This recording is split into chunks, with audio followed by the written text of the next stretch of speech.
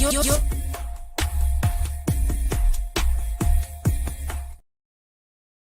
stress. Good morning. Yep. Yes, all right. We're here, we're there, we're everywhere. Spark FM Online, #1 for urban and Caribbean music. Saucy and Friends Online, Monday through Friday, 9 to 11. We are in the building, giving you what you need to feel your greed. Fresh off a Sucker Fete weekend. Sucker Fete weekend. Big shout outs to Tristan and the crew for making sure that Spark FM and Ruthie Louisiane, counselor at large, was well established on the road. Shout out to Pam and DJ Casper, really out there doing the thing. You smart, because that day I was like, damn, I forgot to call Casper and see what he was doing, because I forgot that Casper is one of our Zoes. Yes. So I'm excited about that. I was really happy to see him. I know, a freaking great person. Shout out to Aku yesterday. She was like, I'm a sac passe today. Yes, you are. She said she's been in Boston for 11 or 15 years, and this was her first Haitian parade.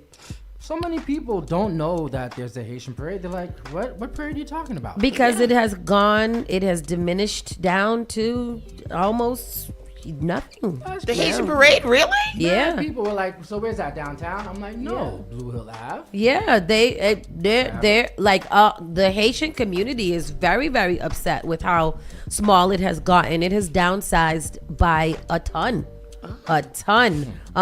There used to be so many more people out there. It looks like they were all pretty much confined to, just the road and to the park and whatever. And a lot of little kids, a lot of young people. Most of our, I wouldn't say our age adults, but pretty much our age adults that would be out there, they were downtown between Macy's and Cane's down there, because they had a huge block party where it was Power Surge and DJ It was a Haitian Mero. block party? Yeah. Oh, okay. And it was packed.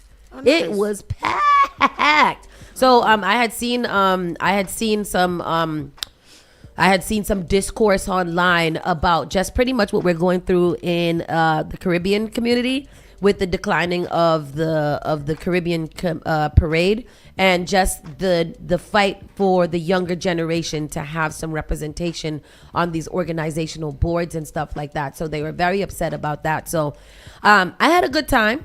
Yeah. I think less is better in a lot of places. It was very hot. It was hot. Yesterday was hot.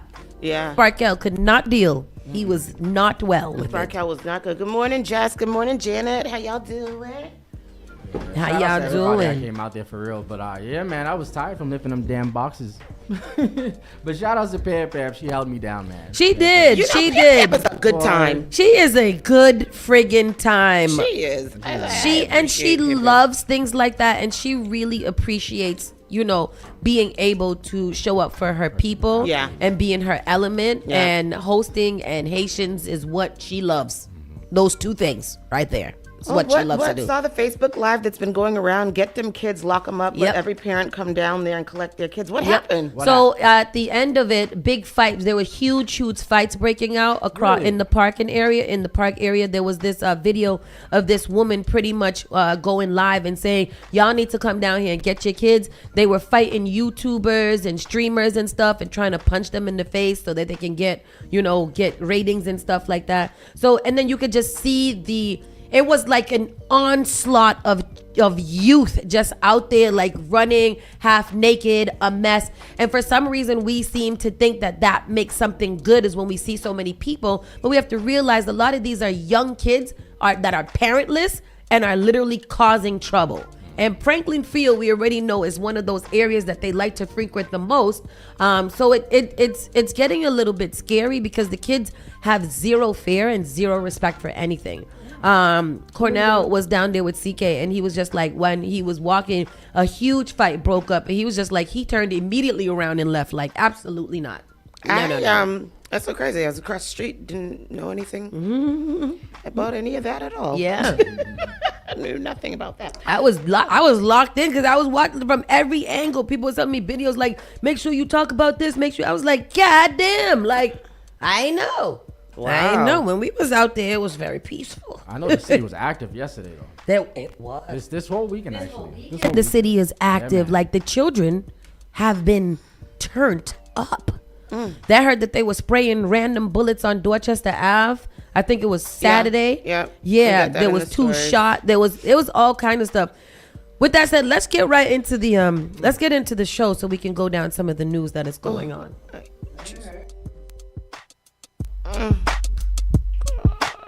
You're listening to Saucy and Friends in the morning with Miss Hot Sauce, Miss Tony, and Rockstone Triz.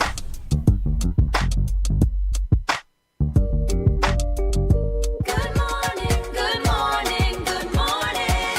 Boston, New England, let the sunlight in. Saucy and Friends in the morning. We're ready to begin. Yeah, find us at sparkfmonline.com. Saucy and Friends in the morning. Yeah, we got it going on. Good morning. Yes, we are back. We are back. Welcome everybody. Welcome everybody. We got a lot of news to cover because Boston was behaving badly. Although we did have a wonderful weekend. What a beautiful weather day. Today is Monday, May 18th. It's 9:38 in the morning. It is currently 71 degrees. Today we'll reach a high of 81 and a low of 61 later. We'll peak probably around, when do we peak? Probably around 6 o'clock. 6 o'clock is when we peak, and that's the time that we should be cooling down. Yeah, 6 o'clock, we're going to hit 80 degrees. That's crazy. Sunny conditions will continue all day. Wind gusts up to 13 miles per hour. In that type of heat, it really don't matter. But the rest of the week, tomorrow's going to be 93 degrees. 93. Y'all wanted it, here it is. No. Don't say y'all. Y'all wanted it. Tristan and they wanted it. Not me. Definitely not me. I was Definitely not me. confused. I didn't know what to wear yesterday. I woke up wearing sweatpants and ended up wearing shorts at the end of the day. Yeah. Well, Saturday was really, really nice too. Shout out to Diane Vivian. We attended Oh, yes. her Soca versus Trap bingo out there in Canton. That was a good time. That was a good time. But It was packed. It was packed. It was packed, and it was warm and really, really nice. The Yeah. weather was gorgeous. What a really nice event too. Like the food. Shout out to Soca Tasty versus Shays. Trap. Golly. Shout out to Jeez. Tasty Shays. Jesus Shout out to Christ. Tasty Shays. Okay. How did that bingo work? Soca versus. So okay. Good question, Tristan. Good question. It was the songs played and the songs were the bingo. So if you played Jump or Faluma, then you would check those off on the board. So you It was had to the songs instead of numbers. So it was very crazy because you had to dance and sing Yeah. and do bingo. So if you don't know music, but the DJs were calling out the songs And when thank they were goodness, playing because it was pretty hardcore to find what's the name of this song? Because you know the song, but you don't know the name of the song a lot of the time. So yeah, that was really. I was like, oh, thank you that the DJs are shouting out the names because. But it was really, really nice. They had lots of vendors, lots of food options. It was packed. The drinks were flowing, and people were really out there having a good time. It was really, really nice. Shout out to Diane. That's a great event. Good for her. Yeah. And it's very inspiring for us because our own Bingo and Mingle will be here this Wednesday on 520. And it's not that. It's regular bingo. It's just bingo. There's a lot of good dancing and things like that. Yeah, but we've we're got gonna good music and B13. dancing. Yeah. But 069. yeah. It's regular bingo, and people come out. We have a little Bingo drinks. and We mingle. have some pastels or some other foods, and we have bingo, and we mingle. It's a networking event. It's not a party. Yeah. Not- So come here if you Right. want to have a little after work social. Yes, that's what it is. It's an Little after work shindig, set. little- Yeah. So A that's little what that dingleberry. No. Not a dingleberry? No. Okay. All right. Dingleberry. All right. What you got for it around? I here? do want to say though that yesterday I found a box of ice cream sandwiches in my freezer, and Those are mine. no, they're not. They're absolutely. I purchased ice cream sandwiches. You might have purchased them, but they're not yours. Oh. Yours are mine. Because every time I go to the Walmarts, I buy a $2.59 box. Well, that's of why ice I cream did it, because you always have them. So then I Yeah. bought some too. I wonder if they're in my fridge. Say they I'm gonna probably in look your. for them. I just completely forgot, and I said last night. I said, you know what? I think I might have some ice cream sandwiches in there. And I was already in bed too. I was already in bed, but something told me don't be a quitter. So I got up and I looked and I said, hey, bingo. And I had one of those, and it was I'm gonna nice. look for mine because look. I'm really I'm bothered by a situation that's happening with me right now. Is that every night I need something sweet, and I don't know where that came from in my mind. Like lately, like I need something sweet. I need something sweet, and I've been trying to do healthy things. So like a green apple with Nutella or a green apple with peanut butter or something like that. But if them ice cream sandwiches is there, Yeah. they're not gonna make it They're through the not week. gonna make it. It was so wonderful, sister. You would have had a wonderful time eating it. Yesterday, I watched a new program because I just watch my program. So I watched Nemesis, which is on You gotta Netflix. turn to the mic. Huh? Yeah, there we go. Nemesis, which is on Netflix. It is produced by the producers of Power. It's 8-part series, and I watched all 8 parts yesterday because that's what I do. Don't judge me, judge your mother. And so I watched it yesterday, but it left us at a cliffhanger, which I was not happy about. I don't like cliffhangers. And so the season ended with a cliffhanger? Yes. Oh no. You I need to don't like finish that. finish out the series. Finish it. And then we can talk. Right, because like it's when are you coming back? Yeah. And I yeah. don't like that because sometimes they take a long time to come back. Then you forget what happened. You got to go back and rewatch. And I don't want to do that. So it better hurry up and come back. But it was a good show. It's pretty good. It's cool. It's all right. Did you hear about Nemesis? No, I was watching from this morning. No. Anyhow, we can get into the around the way news because I'm not going to talk about Trump. Police are investigating an early morning double shooting in Dorchester. Now, Yes, this happened talk about when? Saturday night? Authorities are investigating a double shooting in Dorchester early Sunday morning, officials said. Officers responding to a reported shooting in the area of 106 Talbot Ave around 12:30 a.m. determined 2 people had suffered gunshot wounds and transported themselves to a nearby hospital, according to Boston police. No arrests have been made in connection with the shooting, and no additional information was immediately available. I did see some further things that one of them was shot in the torso, Oh Jesus. I think, and but it says that they transported themselves to the hospital. So that's that. I guess we'll learn more about that as we go. This was wait, where did this one happen? Talbot. Top it up. Oh, okay. No. The one on I'm not sure if this is in there. The It's one there. that was on Dorchester Ave. no. What's it called? Not when behind Harvard Street with the lady and the husband. Oh, had yes. Yeah, they a couple weeks- Yeah, last week. Last week, the woman is recovering, even though she was shot in the head. Well, she was shot. I thought the man was shot. No, the one? man was shot in the leg. So this one is what street is that? Kinsdale or something like that. Yeah. Yeah, one of those streets where the baby daddy had came in and shot the baby's mother's mother and father. So they had shot the mother in the head and they had shot the father in the leg. And the mother was in the hospital, but she is now at least in like regular critical condition and not life threatening. The one person died, right? Didn't the No, man die? we thought that they had died, but they did not die. Okay. Yeah. That is awful. And that person that did that was 18 years old. 18 years 18 old. years old. Yeah. Yeah. The baby daddy of one of the children of the parents. 18-year-old baby daddy. Yeah, that's crazy. Crazy. That is terrible. Gunfire shatters afternoon outside Dorchester Avenue Grill. Afternoon traffic on Dorchester Ave turned chaotic Friday when gunfire broke out. Along a busy block, leaving one person wounded and storefronts rattled. Witnesses described being people ducking for cover as police and EMTs rushed in. Boston police said the victim's injuries were not believed to be life-threatening. According to the Boston 25 News, officers said a group jumped out of a car and opened fire on Dorchester Ave around 3:23 p.m. Witnesses told the station that a young man who had been shot made his way up the street to the Avenue Grill with help from friends. Workers in the area said they first heard a heated argument on Mount Vernon Street, followed by 3 sharp gunshots. The gunman's car then sped off, and police told the outlet they expect the victim to be okay. The gunfire broke out in a commercial stretch near the Avenue Grill, a longtime neighborhood pizzeria on Dorchester Avenue. The restaurant's website lists its address on the avenue, and officers were later seen working the block, marking shell casings and gathering evidence. Here goes a clip.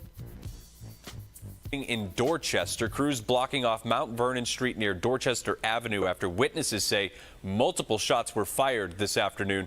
Boston 25 News reporter Daniel Coates is on scene with what we know so far. A bustling Dorchester neighborhood quickly turning into a crime scene.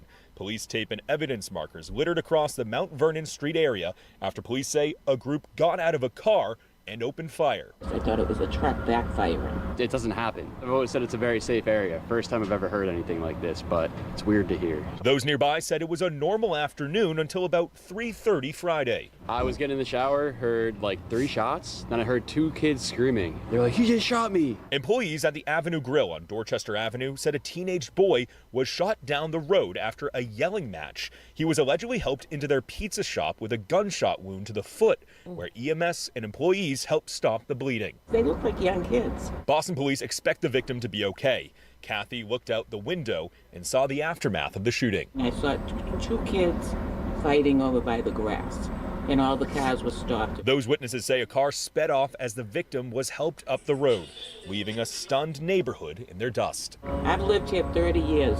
We've never had anything happen here. They have to get these guns off the street. What are you going to do? Again, the good news is that male victim is expected to make a full recovery. The crime scene off of Dorchester Avenue cleared out around 4:30 after about an hour of being shut down. At this time, it's still an active and ongoing investigation by Boston police, and they have yet to announce any arrests in connection to this shooting. Wow. They said the story continues that it says the shooting unfolded during a rough week for Dorchester, which has seen several incidents of gun violence. Earlier this week, an early morning shooting on Dacia Street left one person in critical condition, according to the Boston Globe. Local outlets have noted multiple recent shootings across the neighborhood, with officers canvassing blocks and detectives working leads. Boston police are continuing to investigate the Dorchester Ave shooting, and officers remain on scene Friday as the case stayed active.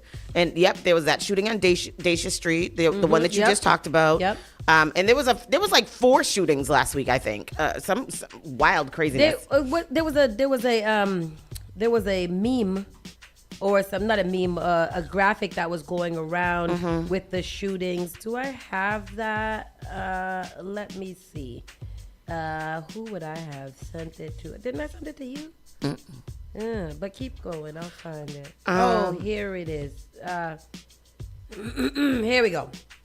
So, Friday night at Nubian Square MBTA station, a man was slashed across the neck by an attacker wielding an unknown object. Hours earlier on Dorchester Avenue, a teen took a bullet to the foot when a carload of young kids jumped out of the car and opened fire in broad daylight. 2 violent attacks in less than 5 hours, and it's not even summer yet. In the past 14 days, the Boston area has logged a man shot dead in Mattapan, 2 scooter riders ambushed on Geneva Ave, a man and woman shot on Kingsdale Street, a teen charged with shooting his girlfriend's mother in the head on Mother's Day, and I think that's the same one, a man shot 4 times in Roxbury, a paroled cop shooter accused of spraying 60 rifle rounds at civilian traffic Memorial Drive, that is the Cambridge shooter, and 5 Boston shootings in 96 hours during a single stretching weekend. Wow. And that was put out before this weekend, so I don't know what we will see as the data from this actual, Saturday, Sunday. And the majority of them were young people. Young people, yeah. Or as the heat progresses, because these kids get hot in the heat and go crazy. Because they don't like to wear shorts and t-shirts. They want to wear poo shiesties, black hoodies, and black pants. Yep. Yep. And when you have on all of that, your brain starts to friggin' fry. Yep. And that way you can't make good decisions. So get your children a job at the pool. The lifeguards are always hiring. Black folks need to learn how to swim more anyhow. Indeed. So y'all got to get it together. Black parents need to be checking in with their kids, need to be speaking with them and not at them. And put trackers on their phones. Yeah. Yeah. This morning I was trying to figure out how I could implant a iPad. What's it called? What's it called? I see. What are they called? I just Me looked too. I this knew up what the it other day. was in my head because I said it to myself this morning. I tracker. AirPod. AirPod. Yes, AirPod. Not AirPod. AirPod. No, Air Tag. AirTag. Yes. I was like, how do I get an Air Tag into my son? But why In you the gotta do that backpack. for? You could just do it Put on it the phone. back. He He'll doesn't let have it a phone. A backpack. Yeah, put it in his backpack. Yeah. Because I need to know, and not because I think that Noah's gonna go anywhere, No, but just because you're a parent and you want to know where your kid right, is. because like this morning, we were going downstairs and I was like, did you take your allergy medicine? And he said no. And I said, oh, well, I'm going to run back upstairs and get your allergy medicine, but go ahead to the bus stop. And he went to the bus stop by himself. And that I was like, oh, shoot. And when I came back, I was like looking for him from afar. Like, where is he? Where is he? Because if he wasn't there, then I would have freaked out. But I was like, and that's how I was thinking, like, I need to put an air tag on him somehow. Just put it in his backpack. I'm putting it in his backpack. What if he doesn't have his backpack? But anyhow, man's neck slashed during conflict at MBTA bus station in Boston. And this is another thing. What's all these knife-wielding people that be at MBTA stations? Like, And this is where this is where they want us to take the bus at? This is what I'm saying. A man was taken to a hospital Friday night after another man slashed his neck at an MBTA bus station in Boston, according to the transit police. Officers responded to the incident at Nubian Square station in Roxbury around 8 p.m. An argument between the two men turned physical when one slashed the other one's neck with what police described as an unknown instrument. A machete. The victim sought help from transport police officers at the station. They provided first aid before paramedics took him to a nearby hospital with non-life-threatening injuries. Transit police are still investigating the incident and no other information has been released. Did they make an arrest? Probably not. Wow.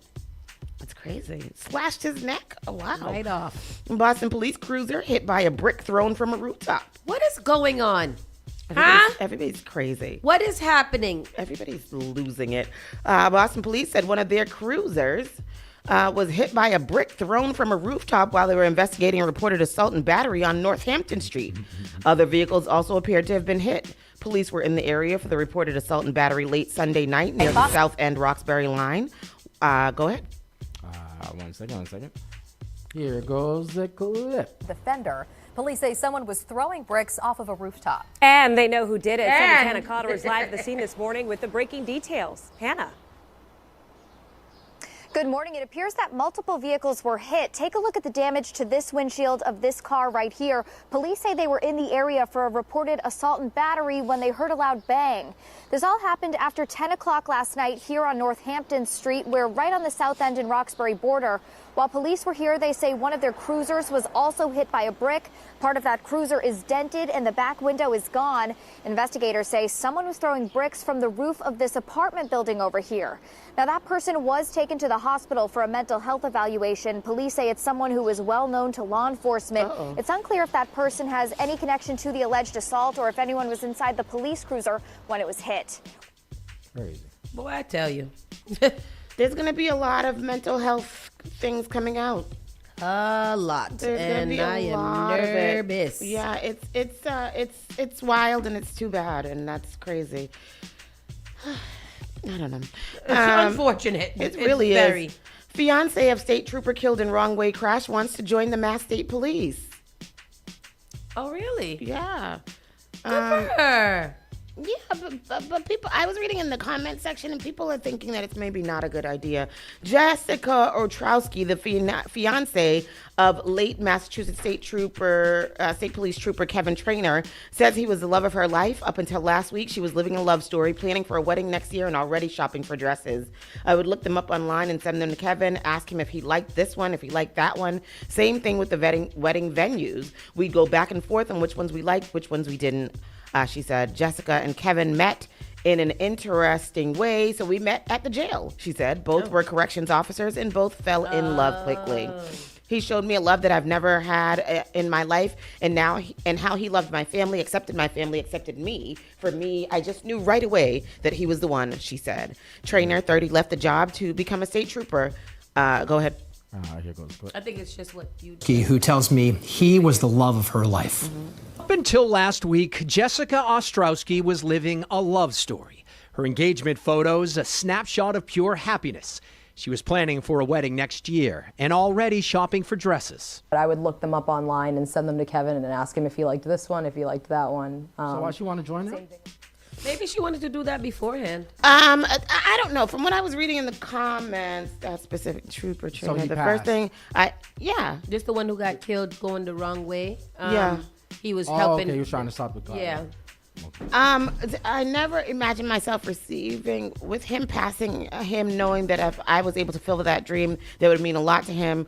I don't know. It basically, from the comment section, and I didn't read what it said, but it sounded like she wanted to do it as like a homage to him. No, it was in the comment section. They made it seem like she wanted to do it to like get revenge for him dying or something like that. I mean, I feel like the comment sections are sometimes very, very skewed. I feel like this would either she's doing it as paying homage to him. Because what revenge would she be getting? She'd be going after what? All wrong way drivers? That doesn't even make a lot of sense. I think that if she does it, it's probably something that either she wanted to do or felt like it would make a good, a good pay homage to him. She's already a correctional officer, so. Yep, and she's ex-military as well. Yeah, like why wouldn't she want to be a state trooper at this point? Yeah, I don't know. Yeah. I don't know, but anyhow. So yeah, she wants to join that as homage, of course. Is what I think. McDonald's employee in mass to face criminal charges after viral video. Did y'all see that? Yes. Can you get into that? Because I don't think a lot of people saw that, and that is crazy. Yeah, a McDonald's employee from Southbridge who appeared to be putting fries in her mouth and repacking them to presumably serve to customers in a viral video will face criminal charges, according to police. The incident happened at an East Main Street McDonald's and captured the national attention as well as local police. The actions of these individuals is unacceptable and does not reflect our organization's food safety standards or values, said the owners operators of the company in a statement. The employee, who has not yet been identified, will be arraigned in Dudley District Court via the summons process. Did you guys see the video? I have right here. Yeah, I thought it had played last week. Nasty. One second. And I don't understand why people don't understand that there's always cameras, and in this day and age, there's always people watching. Yeah. You do nasty foolishness. So I hope that they, fire squatter. Here goes the clip. Here we go. Recording herself while her coworkers seem to be laughing after she puts the fries clearly in her mouth and then into the carton. Boston 25 News reporter Alyssa Azar joins us live from Dudley District Court this morning. And Alyssa, people are still upset over this. Gene, that's right. That video is still going viral on social media and causing residents to think twice about eating fast food, especially in Southbridge. But Southbridge police tell us they do expect to file charges here at Dudley District Court this morning against that now former employee. Take a closer look at that video causing a stir on social media. The employee puts a handful of fries in her mouth before packaging them up to presumably be served to customers. This happened at the McDonald's on East Main Street in Southbridge. The employees involved no longer work at that restaurant. Now, while some believe the former worker should be held accountable, others say if it was a younger employee, they're unsure. Might be a little more lenient if she was just a younger kid starting out and saying, being a little foolish. I think it was kind of foolish for him to put it out where other people could see it. Pray that it all works out for this girl and she realizes that it's not the way to go. It's really disgusting. It's really just because what's the reason? I don't know. Why did you do that? Like, you work in fast food. That is the most vulnerable place that you can be working in, because this is people that don't really care. They just want something to eat real quick. And you're stuffing French fries in your mouth and you're putting them in the cup, and you're doing that because what? And then what you're recording it for and put it out there for? What, like, I mean, I don't want you to do it, period. But then if you're going to do stupid stuff, everything doesn't have to be recorded. What is wrong with everybody? I'm glad that it's recorded. Me because too. I mean, of course I am. But still, like, what is wrong? You're so dumb. These kids are so stupid. Exactly. Yeah. It is heartbreaking that this is where we're at right now, because I just don't understand. Like, the world keeps going backwards. Yeah. Like, really backwards. And I don't know what we're supposed to do here. Yeah. What we're supposed to do. It's really dumb. It's all just really dumb. Today, the trial begins for Mass AG Andrea Campbell's brother, accused of rape while posing as a rideshare driver. That trial is set to begin today. Mm-hmm. Yep. That's just really unfortunate. It's so terrible. It's nasty. I'm trying to put it into the thing because there is a clip. I'll play it. I'm playing. Yeah, please. I want to know your name, and I want to know if you got a man. I want to know. Yeah. I want to know everything. I want to know if you come around. If you can come around. A daily dose of Saucy and Friends Tourette's. We need to do a karaoke. Like in real life, we need to do a karaoke. I would like to do it with prizes and things like that. We need to do it. Yeah, the trial for Alvin Campbell, accused of assaulting 9 women between 2017 and 2019, begins Monday at Suffolk Superior Court in Boston. Campbell, 45, the brother of Massachusetts Attorney General Andrea Campbell, is alleged to have posed as a rideshare driver to pick up intoxicated women outside bars in Boston before assaulting them. Here goes the clip. 2017 and 2019. Investigators say in most cases he posed as a rideshare driver and picked up intoxicated women outside of bars in Boston, then assaulted them. Police say they tied Campbell to these crimes through DNA. Since his indictment, the case has faced repeated delays. Court records showing that he cycled through several lawyers and filed numerous motions to suppress any evidence. Just last month, Campbell filed a motion to dismiss his case, claiming his right to a speedy trial had been violated. Now, in a brief statement posted just last week, Attorney General Campbell said she was praying for the survivors and all of those affected. The judge has previously said that because of Campbell's criminal history, he could face life in prison if he's convicted on any rape charge. Opening statements are expected to begin around 9 o'clock this morning. Reporting live in Boston, Caitlin Gelhaus, WCVB News Center. I mean, it sounds like he needs to serve life. It doesn't sound to me like it could be a possibility. It sounds like he needs to do that. Yeah, I mean, I don't feel safe with a man like that on the street. Yeah. I don't care who he is and who his family is and what's going on. The fact that you are posing as an Uber driver and you have over 9 charges of sexual assault, that sounds like sexual deviance to me, and you shouldn't be outside. You also have a sex problem and a mental health issue. Yeah. You should not be on the streets. There needs to be some type of brain probed electrolysis that is happening to that man for me to be able to feel safe that he wouldn't do it again. Yeah. I hope this doesn't taint Andrea Campbell's Well, she's been dealing with this kind of stuff all her life, looks like. Right, because her other brother, the one that died, was also he died in jail, so he had some things going on. But I think that it hasn't tainted her because we've all known this, even when she was running, campaigning for AG. We knew that this had happened. So I don't know. It's just awful. That's just so crazy. Mayor Wu remains firm as counselors consider rejecting her budget. One thing about Mayor Wu is that she remains as firm as she said what she says every time. It's so strange. This new mayoral administration and city council just seems so crazy. What is the opposite of cohesive? Wrangled, distorted, disheveled, strewed. Yes, it's one of those words. It doesn't seem like they, like each other, and or working well. I don't know. In April, Boston Mayor Michelle Wu unveiled her $4.9 billion budget proposal for the next fiscal year, warning of a challenging financial moment. Wu's budget represented the smallest year-over-year spending increase since the aftermath of the global financial crisis. Now, multiple Boston City Council members are considering rejecting that budget in the hopes that doing so would force Wu to submit a new proposal with increased spending and fewer cuts. The mayor is standing firm, telling the council this week that she would not increase spending. Councilors are currently reviewing Wu's budget. They have the power of altering individual line items, but cannot increase the overall amount that the city is planning to spend. They have until June 10th to accept, reject, or amend Wu's budget. The mayor then decides whether to accept or veto the council's changes. Her veto can be overridden by a 2/3 vote on the council.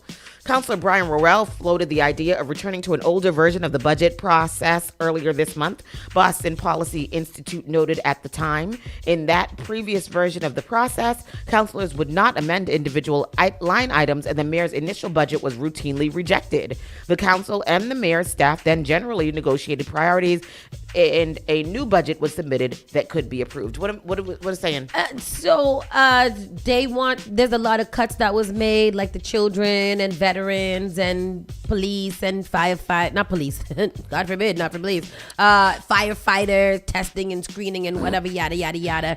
So they've been having all these little meetings around Boston to discuss the budget. A lot of the art sectors and people like that have been showing up at these meetings in droves and testifying to these counselors. I think the problem is that we keep on going to the counselors to bring this information to the city when it needs to probably be heard directly to the mayor, from the people, so that she needs to understand.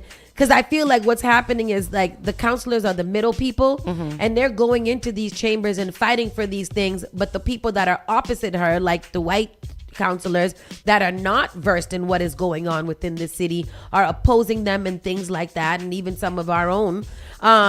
So then it never really gets to the point where it's at the mayor's desk and she has to be accountable for these cuts. So if ain't nobody gonna check her, boo, then why would she do it? You know? So you said some of the white counselors that don't agree with her. Is that what it is? It's not just the white ones. It's like they're split. What is there? 13 of them. They're split like 6-7 or something like that. 6-7. 6-7. And it's crazy. And then we have people like Aaron Murphy and Ed Flynn, who do these very performative, large, well-worded statements. Like now they're calling for a resolution to a recession of elected officials' salary increases and the redirection of savings to essential city services. So what they're saying is we should sacrifice ourselves since we just got a salary increase. Let's reject it since the city don't got no money. And if the city don't got no money to do things, then we need to ease up on the budget so that we're not. In general, sort of good idea. It sounds nice to me. Is that going to happen? Probably not. Because it's still probably not going to happen.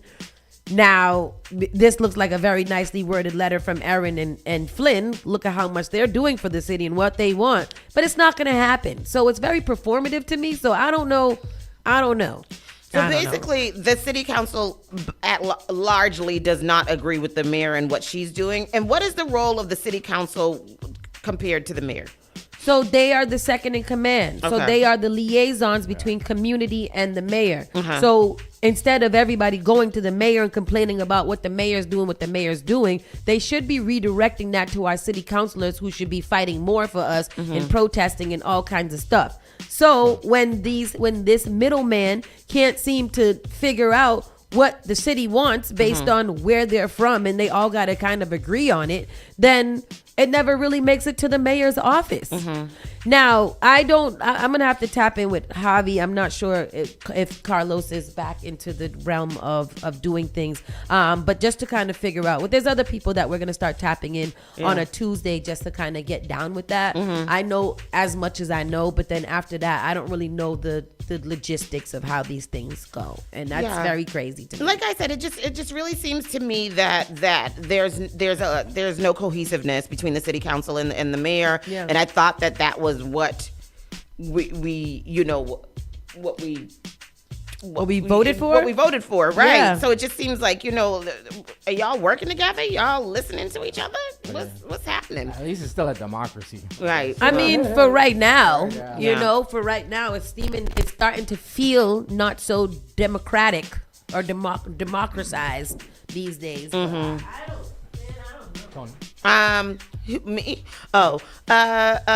salary you need to live comfortably in 100 U.S. cities, and this is just interesting because let's look at what it says is the salary to live in Boston.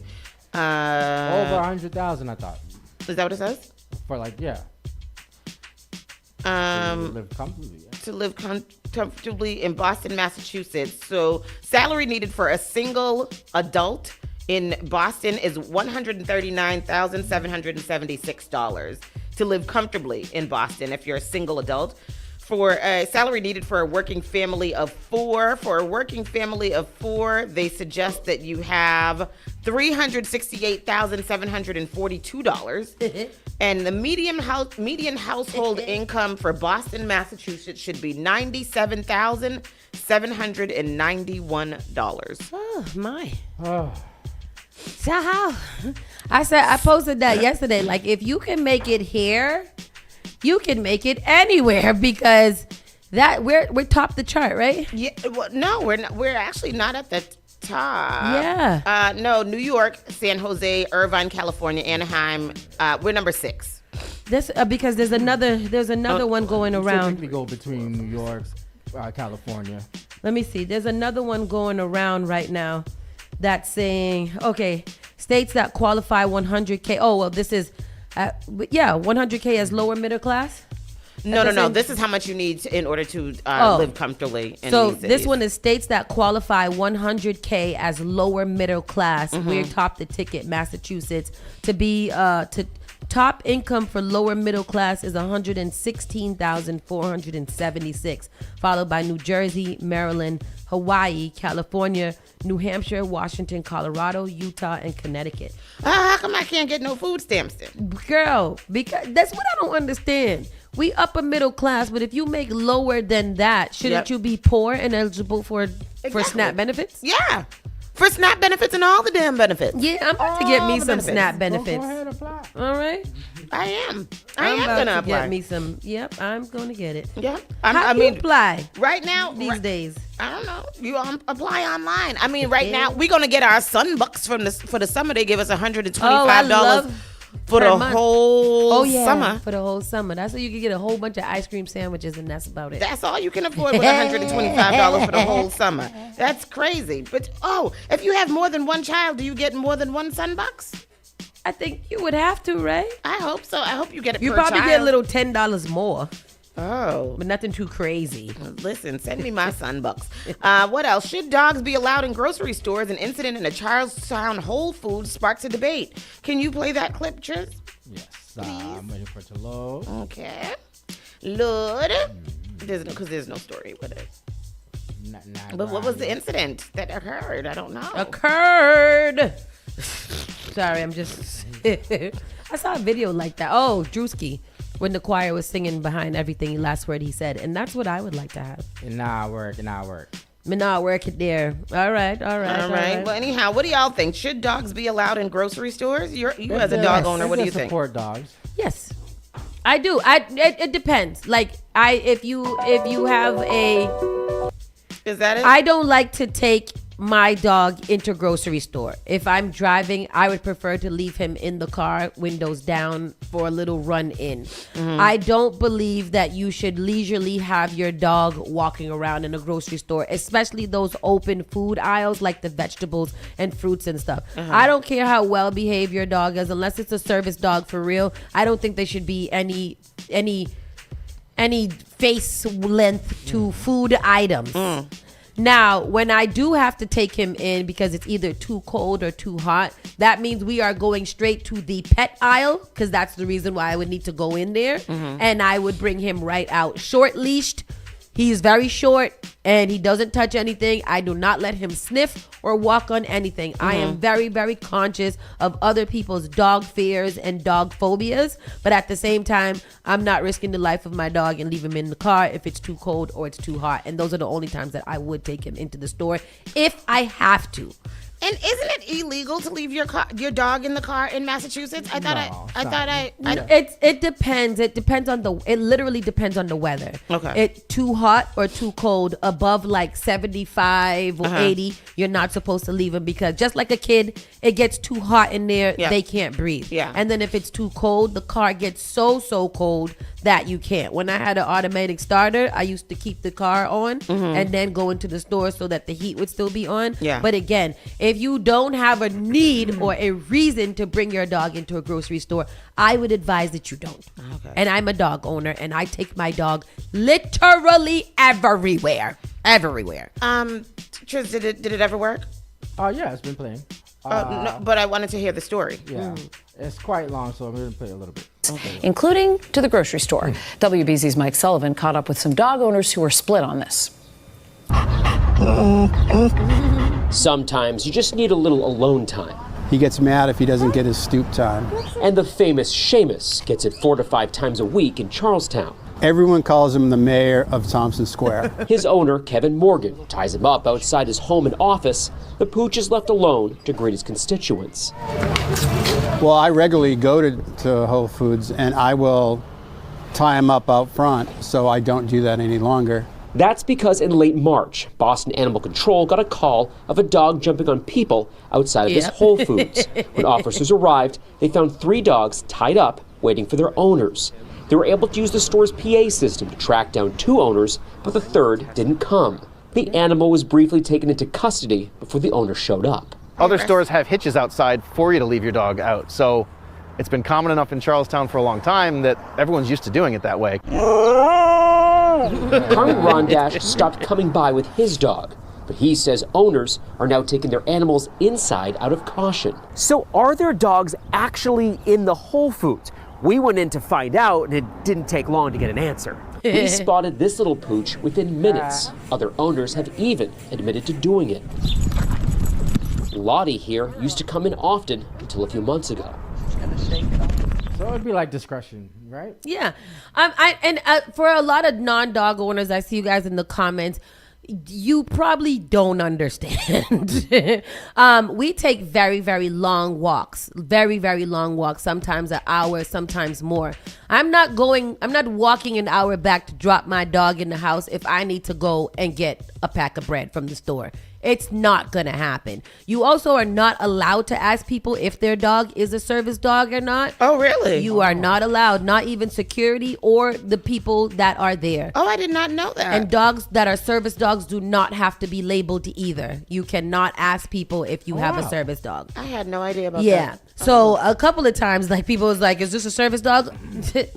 You can't ask me that. I'm not going to answer the question. However, you can't ask me that because you just never know. And it's sometimes embarrassing for people and it's, whatever. Mm-hmm. So I feel like you should use discretion, like real discretion. I think that dog owners have to be conscious that other people don't like dogs. They might be scared of dogs. They might have phobia of dogs. Some people are just assholes in general and don't like dogs. If there's a case where you have to and you're not frequenting whatever, like, I don't care, Marshalls and stuff, we going in Marshalls, TJ Maxx, all of those things. The dog goes everywhere. So it really depends on your discretion of it. There are some very poorly behaved dogs that I have seen in places and they shouldn't be allowed anyways. But usually owners know their pets. Yeah. Owners know their pets. So it you says know, yeah. that you can ask somebody if they have a service dog. However, you cannot ask them about their disability. Yes. Oh, okay. All right. So basically, if you're going to ask them if it's a service dog, they can easily just say yes.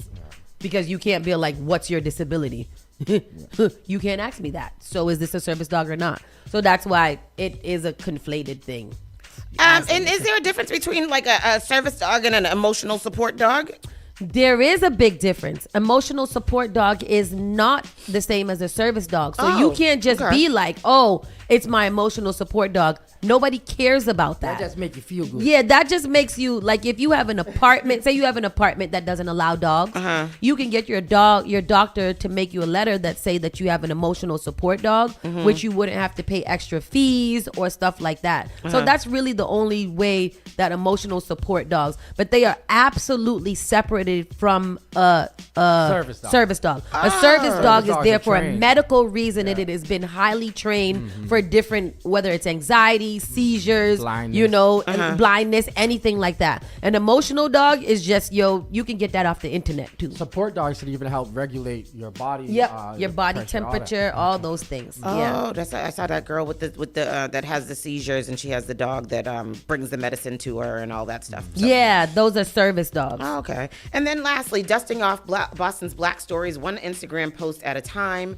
Tucked away in the basements all over Boston sits stories of the city's historically black neighborhoods, stories only ever told between reminiscent old friends and by grandparents to their grandchildren. Photos, documents, and videotapes are just a few of the items waiting in the archives to be discovered. Wow. Independent archivists like Ebony Gill are dusting them off, working toward making sure history paints a more complete picture of Boston's past. Wow. Most archival material has never been seen the internet, but Gill has the power of digitally preserve these memories before they crumble or are lost. She's a UMass graduate, and she founded the Boston Urban Archive, an Instagram account with more than 44,000 followers that highlights the city's underrepresented narratives. She is part of the trend of community members using social media to surface archival stories, and this is awesome to go ahead and check her out.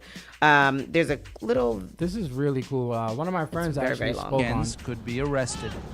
On the streets today, we looked for teenagers to talk with, but most didn't want to.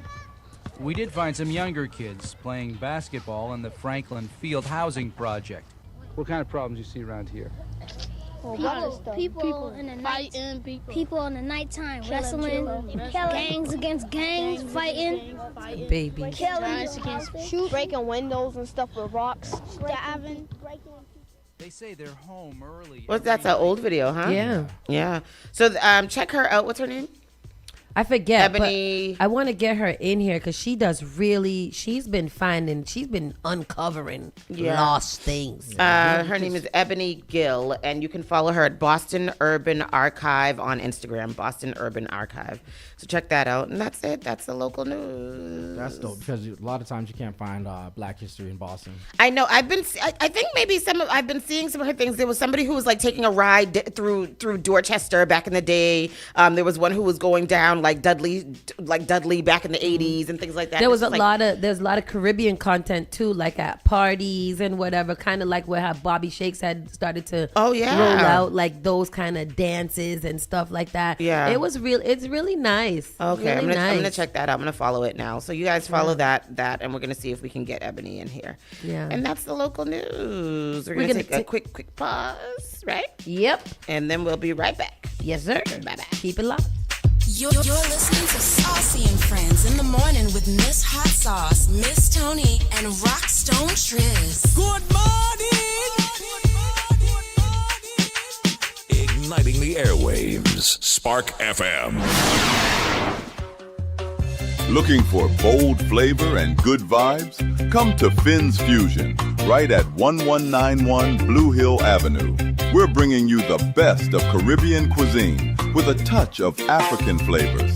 From savory breakfast sandwiches to mouth-watering small bites, the famous steak and cheese on cocoa bread, and daily $6 lunch specials. Stop by, grab a plate, and taste the fusion everyone's talking about.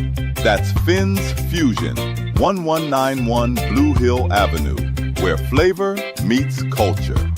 Often I hear people talking about how high their electricity bills are. Massachusetts has programs that everyday homeowners pay for, but never look into. Have you ever considered why some homes have panels and others don't? If you have Eversource, National Grid, or Unitil for electricity, you are paying for your neighbors to get panels at no cost. The charges are on the bill. Why not get someone to pay for yours? This program also helps with re-roofing, tree cutting, and electrical upgrades. If you're tired of short-term solutions for a long-term problem, connect with Bakari to find out if your home meets the requirements to upgrade at no cost out of pocket. Save the planet, future-proof your family for power outages, and save tens of thousands of dollars on an otherwise lifelong bill. Mention Spark when you call or text SPARK to 617-833-8940 to get 2 months off your power bill covered if your home gets selected.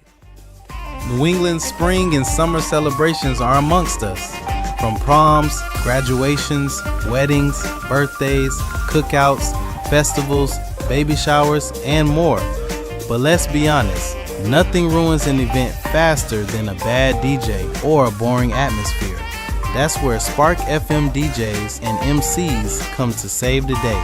Our professionally skilled, versatile team of entertainers specialize in curating unique, unforgettable experiences for all occasions. Private parties, corporate events, school celebrations, kid-friendly events, community festivals, and multi-genre music experiences for every crowd. Whether you need hosting, crowd engagement, or the perfect soundtrack, our DJs will keep you entertained start to finish. Book your Spark DJ today. Visit sparkfmonline.com. Submit an event inquiry form, and our team will contact you to customize the perfect package for your event. Spark FM Online, sparking the soundtrack to your celebration. What I know about courage, I learned from my adoptive mom. She said sometimes you just gotta hold on and know we'll get through this. Mom, we are so high up. Hold my hand. No, you hold my hand. Here we go. Learn about adopting a teen from foster care. You can't imagine the reward. Visit adoptuskids.org to find out more. This message is brought to you by Adopt US Kids, the U.S. Department of Health and Human Services, and the Ad Council. Did you know that you can now get a standard Massachusetts driver's license regardless of your immigration status? To get help with your application, a list of all required documents, and nearby appointment scheduling, visit mass.gov/WFMA. Your license is your way forward, so why not get started today? Register now at mass.gov/WFMA or call 857-368-WFMA. Spark FM at 617-272-3387. The all-new Spark FM. You're the baddest one. Spark FM.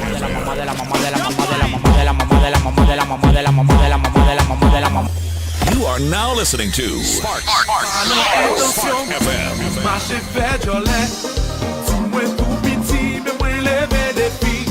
Spark FM. Someone too easy to switch dog. That's what they easy to kill dog. So you get him with the 17 dog.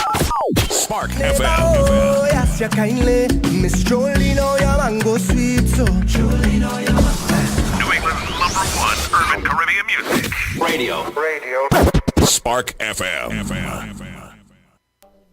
Good morning and welcome back. Good morning, Boston, New England, let the sun come in. Boy. That's my song, Tristan. That's my song. In the morning. Yeah. We're ready to begin. Oh, yes, we are. Saucy and Friends, Monday through Friday. All right, let us go. Let us get this party going. Let's get it. Today is Monday, and this is time for our national news. Let's find out what's going on. Thousands flocked to the National Mall in Washington for an America-themed prayer rally, and this was pretty dope to see. So just a few years ago, in the 1970s, in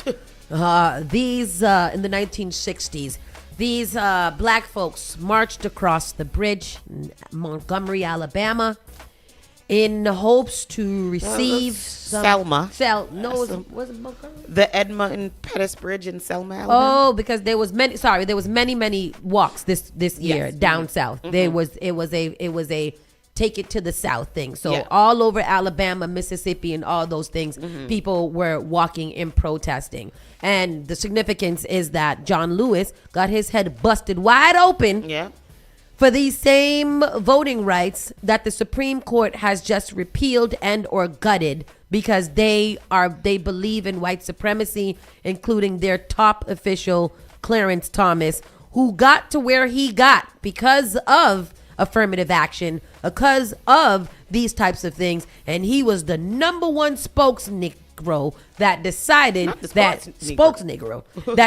that basing these districts based off of race was racist and discriminatory. So now they get to be racist and discriminatory as long as they don't say black in it. So that is where we're at right now.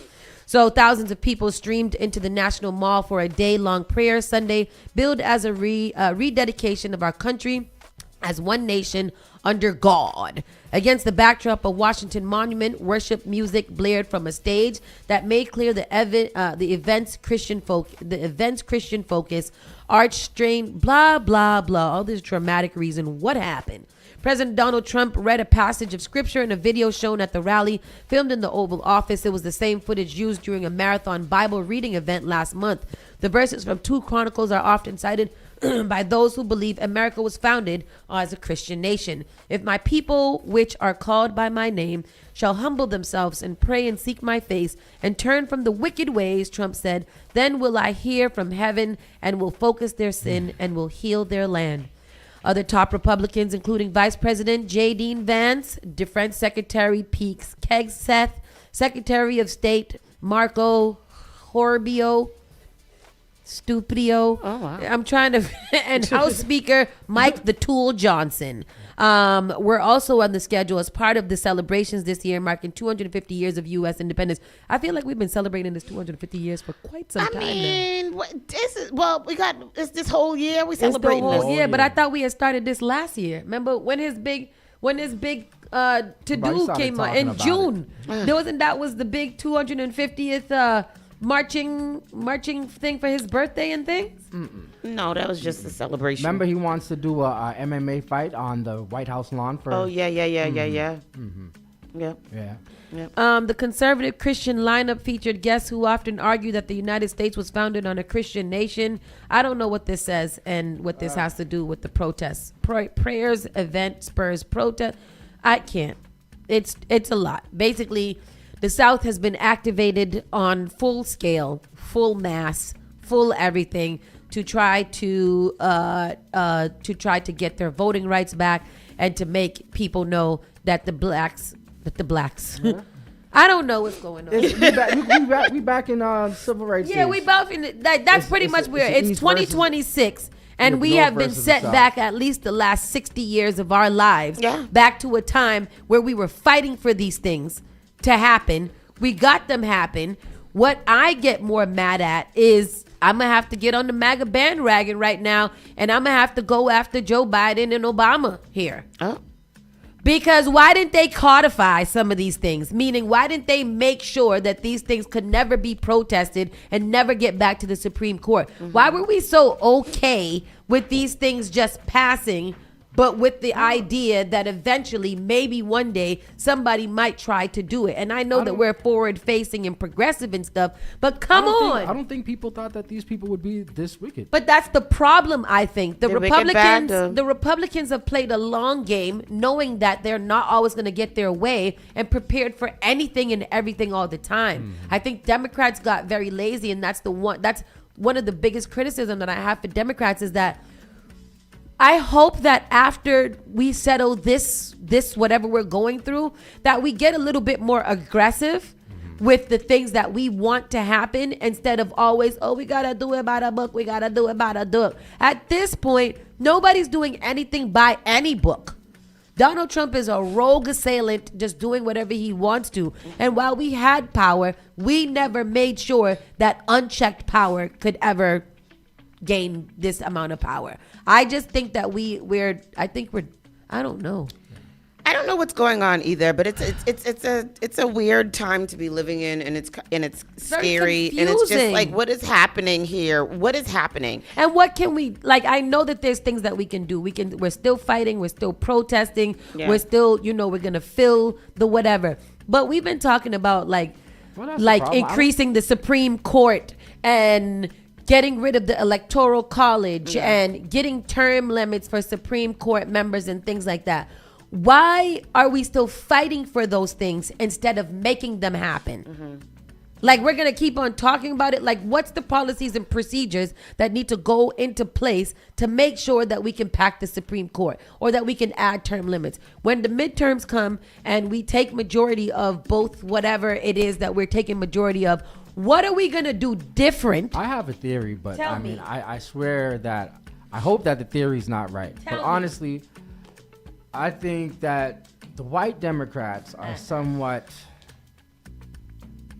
content or if not okay with what's going on low key. So the only people that are really going to do the work are the people of color. If we don't come and step up to the plate, if these young people don't step up to the plate, then unfortunately, I think we're doomed. The thing is that the young people want to step up to the plate, but they're not being allowed to. Mm-hmm. And it's the same thing that's happened across the country and all organizations and all over the world. Like I was watching a video the other day of Maxine Waters, Auntie Maxine Waters. She's 87 years old. Mm-hmm. Why are you still there? And the people were asking her, like, do you think that there should be an age limit? And she was basically said, you shouldn't worry about the age. You should worry about what they're doing. We should worry about the age because y'all have been doing, and it's time for somebody else to be able to carry on your torch. I feel like these elders really need to be sitting down and teaching and mentoring, even if it's a group. Maybe you can't find one. Maybe you find 7 of young Congress people or young young politicians that need to be monitored, that need to be mentored by you, and teach them the game. Teach them the game, and you sit there and as an advisor and let them get in. Like, help them get in and then maintain. You can still have a voice. Let's ask Anthony. But I think let's ask one of our young people in here. Who are some of your like role models that you guys look up to today? That's a hard question. Because I'm like, I know when we grew up, I had a whole bunch of them. Like who? Well, of course, Malcolm X is going to be the main one, but he wasn't living. But Spike Lee, Arthur Ashe, the tennis player. I've read his book. That was pretty. But dope. like in this type of movement, who would it be? Farrakhan. There was a lot of leaders. Chuck D. I mean, yeah. And I think in the terms of politics and these types of things, it's a little bit harder because you can have many mentors or leaders that don't do nothing. Like we have so many celebrities and stuff that a lot of us look up to or whatever. What do they do? No, like one of my mentors if you're a leader, you're not doing anything. One of my mentors is always Oprah. I don't see Oprah out here on the line fighting for things. No. I don't see people like Gayle King and all these other people's on the line. Like the people I'm seeing now are a lot younger than me. Like Jasmine Crockett, AOC, people like that. I can look at Ayanna Pressley and she's out there on the front lines making it happen. But like these days, like who is out here making it happen? Anthony's still thinking. He's still thinking. And who is it going to be? Influencers, rappers? Yeah. Who is like there fighting? John Lewis was here and he died recently. So like who from that era that you can look? Maxine Waters is still there, but Maxine Waters is 87 years old. What's the guy's name? Justin something from down there. The two Justins. But that's the problem. Justins. A lot of these kids they're not involved in politics. They need people outside of it to get them in. But that's what I'm saying. Like who is out there on the like? Are a lot of your peers involved in politics? I say it's like a little bit, but not most of them. Honestly, most of them like rather not to be in it. Yeah. But also to answer your question, if I'm being honest, role model wise, I don't think it was like I would think of anybody famous or like anybody out there. I would say it's like really in the circle that's really inspired me to do things or something like that. Yeah. Okay. Because I feel like for me too, like before getting into politics, the people that I didn't really know about it until I met like people like Carlos and actually started listening to like people like Javi. Mm-hmm. Those are more so my peers that are doing big things. Like, a lot of people might not agree with like Julia, but how she's exposing a lot of these things with like this tea time. Mm-hmm. It's a little dramatic, but like you're learning what you should be caring about. But for the young people, I don't know if they actually like pay attention to those things. And then we were just talking about like the art sector, right? Like those people, like the Cams and the Thrills and the BTOs and stuff like that. Mm-hmm. It's because of their actual organization leadership that is like empowering them to speak up, because this is what we're doing. They're cutting our funding. Like they're educating them, and then they're taking them to these meetings or having a meetup at these meetings where they get to actually like say things. So I don't think like the adults that should be doing this are doing it, but it's like the leaders of organizations that are motivating these kids to do things. It's very weird. That's a very interesting question, Tristan. Yeah.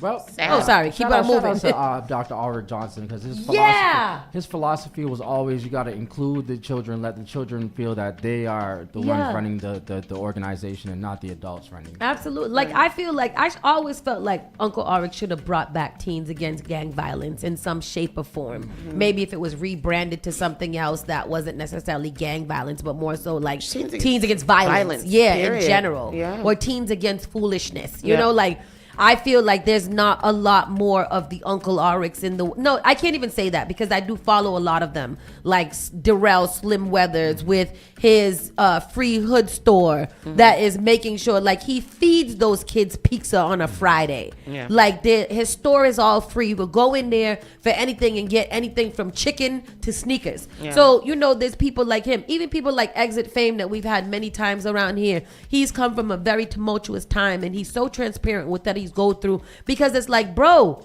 you know, like, if I don't talk to these kids now, they can end up like me, strung out on drugs, trying to figure out their next move. Like, those types of people need to be highlighted a lot more, who are doing really positive things for our community. Because even G Honcho every month he makes sure that these vendors have a place to go so that they can make a little money, helping the open mic, the platforms and all kinds of stuff. Like, those are the people that are actually making space for people to do things, and we don't highlight them enough. So, you know, go ahead. What? I think those people, I don't know. I think a lot of those people don't necessarily care for. Yes, I actually agree with you, but a lot of these people, they don't care for the glitz and the glamour. They rather do the work. Yeah. About it. Absolutely.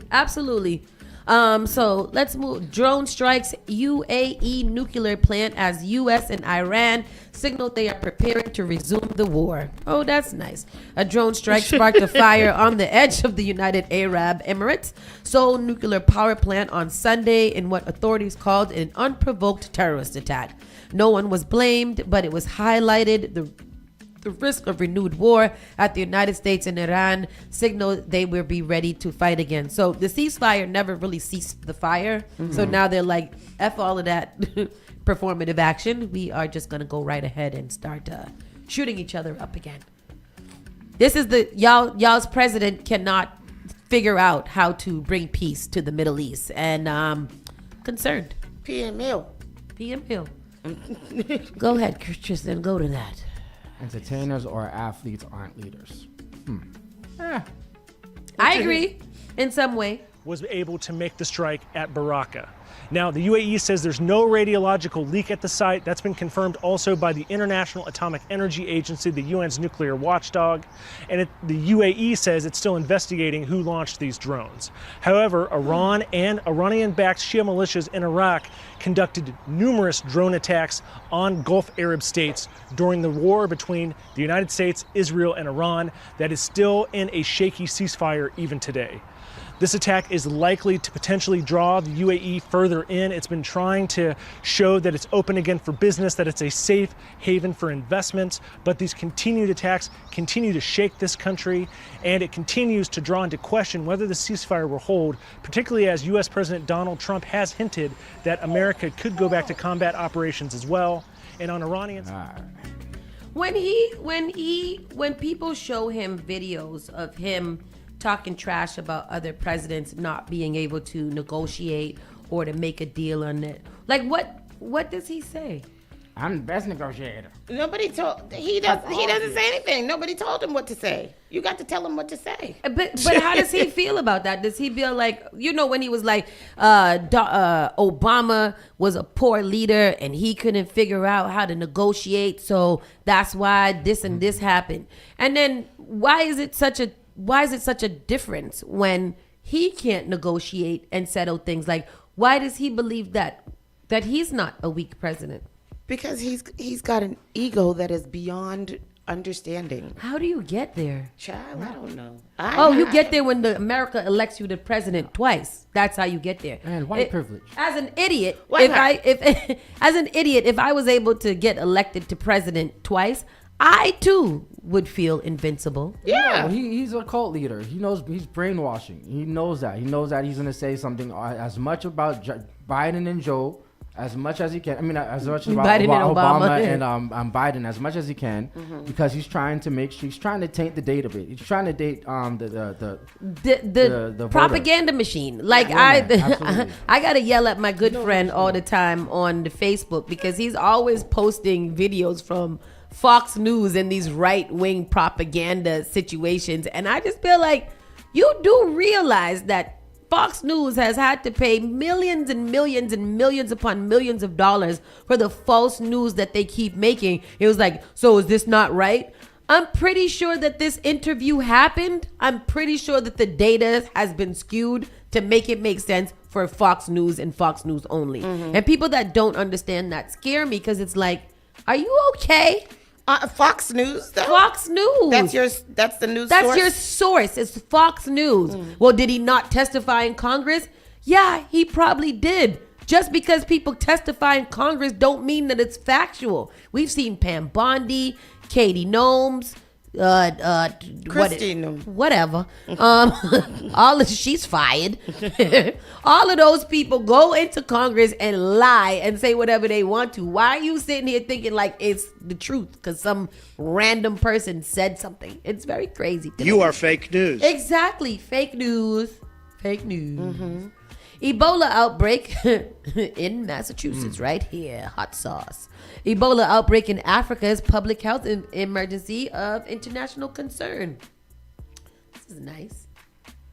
Look at us. Ebola. Because Hantavirus, Ebola. They stopped all of the research and all of the provisions that they put into place to make sure that these things don't happen. Donald Trump came into office and decided that we don't need any pandemic prevention and any epidemic preventions going on. So why not just stop all of that waste while we are being overran by syphilis, measles, and now Ebola? No baby prevention, no prevention. No. An Ebola outbreak in the Democratic Republic of the Congo and Uganda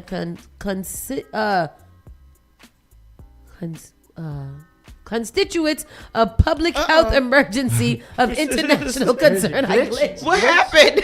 I couldn't figure out how to sound out that word. Like, my brain would not figure out what to do. How do you say it? I'm like Mitch McConnell. As of Sunday, there has been 8 laboratory confirmed cases, 246 suspected cases, and 80 suspected deaths reported to into the province of the DRC in Central Africa. In addition, there have been 2 laboratory confirmed cases, including 1 death with no apparent link to each other, reporting in neighboring Uganda among 2 people who traveled from the DRC, the WHO said. That's a little scary. There are significant uncertainties to the true number of infected persons and geographic spread associated with this event at the present time. In addition, there is limited understanding of the epidemiological links with known or suspected cases. Basically, what they're saying. We're no longer a part of the WHO, right? No.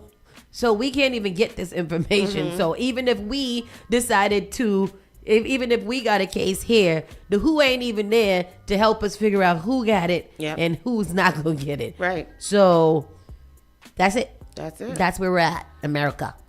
We got America has to rely on second and third hand news in order to figure out how to save our people. Supreme Court rejects bid to restore Virginia's congressional map favoring Democrats. Of course they did, because I don't understand why people move south.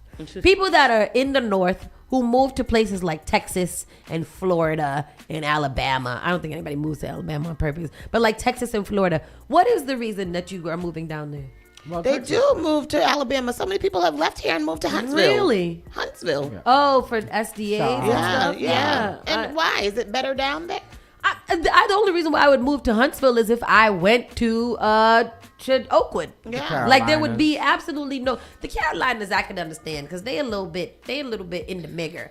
But it's big out there though. People are there, they have space. Yeah, especially in Texas. A lot of land and stuff. Yeah, no. Not and freedom. Find a husband down there. Well, freedom in the sense that freedom in land and carry weapons and Yeah, but when it comes to like reproductive health and and maternal health and ain't got no food freedom there. and education Don't get caught in the sundown and town. medicals and sundown town nation. You know, those are things that I would also consider when moving, not just the land I'd acquire. So I don't want nobody to burn a cross on my land. Me either.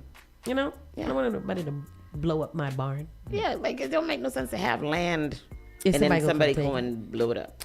Trump's new sculpture garden honoring 250 prominent Americans will rise along the Potomac River. And I wonder who the 250 Americans see. are. I don't think it says so in the article because I was looking.